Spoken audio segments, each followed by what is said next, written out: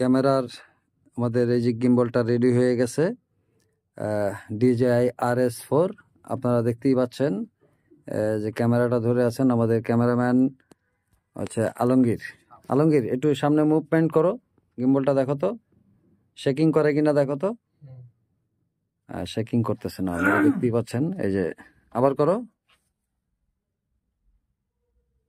হ্যাঁ নিচে নামাও, নিচে নামাও। এই মানে এটা সামনে মুভ করতেছে কেন এটা, মানে হ্যাঁ এই যে ও আচ্ছা আচ্ছা আচ্ছা, এখন ঠিক আছে, দেখুন একদম ফোকাস আন, যেখানে দিব ওইখানে থাকবে ফোকাস। বুঝতে পারছি। এই হচ্ছে DJI RS4 গিম্বল সেট করা হয়েছে। এটা অ্যাপস এর মাধ্যমে কানেক্ট করা হয়েছে, তাই না? জি জি, গুগল থেকে। হ্যাঁ, গুগল থেকে, গুগল ক্রোমে গেলে আপনারা যখন এই DJI RS4 যে গিম্বলটা আছে, এটা কোলাবরেট করার পরে আপনাকে একটা অ্যাপস আছে, ওই অ্যাপসটা ডাউনলোড করে নিতে হবে। ডাউনলোড করে আপনারা